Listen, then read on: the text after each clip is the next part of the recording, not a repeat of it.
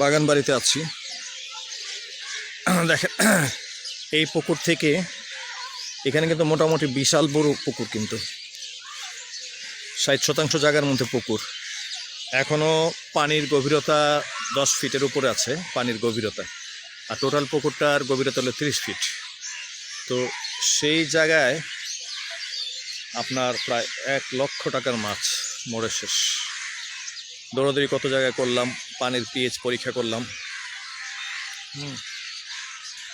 Oxygen tablet দিলাম, চুন দিলাম, মৎস্য কর্মকর্তার কাছে দৌড়াদৌড়ি করলাম, ফলাফল জিরো।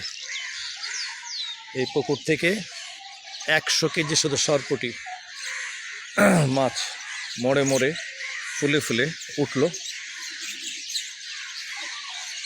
কিচ্ছু করার নেই। এখানে প্রায় সব কিছু মিলে 1 কোটি টাকার উপরে প্রজেক্টে। তো এই দেশে আপনি উদ্যোক্তা কিভাবে পাবেন, কিভাবে উদ্যোক্তা হবে বলেন? মৎস্য কর্মকর্তার কাছে গেলাম, তিনি খচখচ করে 2টা ওষুধের নাম লিখে দিলে। আমি বললাম যে চলেন আপনি সরেজমিনে দেখে আসেন। বলতেছে ভাই আমার একটা মিটিং আছে, আমি অন্য দিন যাব।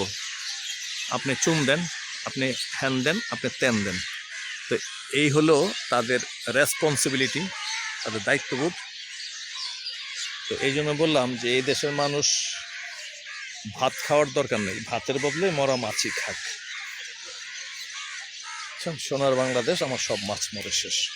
আপনি কিভাবে উদ্যোক্তা হবেন বলেন? কর্পোরেট কালচারকে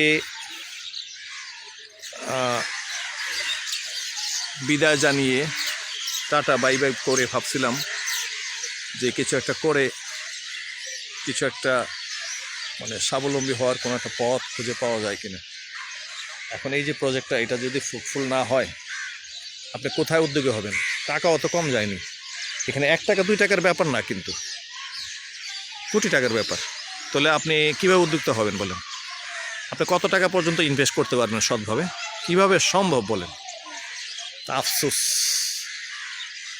আচ্ছা, আমি কিন্তু ফিশারি থেকে মাস্টার্স করা, তো আমি আমার লব্ধ জ্ঞান কাজে লাগিয়েছি। তারপরে আমি ফেল করার পরে কিন্তু এই মৎস্য কর্মকর্তাদের কাছে আমি ছুটাছুটি করলাম, তারা তো কোনো সমাধানই দিতে পারলেন না। ইভেন আমি জিজ্ঞেস করলাম যে ভাই আপনার এই যে অক্সিজেন ট্যাবলেট, এটা আমি কতটুকু দিব, কিভাবে দিব? বলতেছে কি ওই প্যাকেটের গায়ে লেখা আছে, ওটা দেখেই আপনি দিয়ে দিবেন। তো এই হলো তাদের একাডেমিক শিক্ষা, তাদের ট্রেনিং, তাদের লব্ধ জ্ঞান। আফসোস, কিছু করার নেই। এই টাকা ইনভেস্ট না করে বসে বসে খেলেও মোটামুটি 1 জীবন চলে যেত। তো যেত না? যেত। তো ঠিক আছে, দুঃখের কথা দুঃখে থাকুক, ভালো থাকুন সবাই। আমার বাগান বাড়ি থেকে।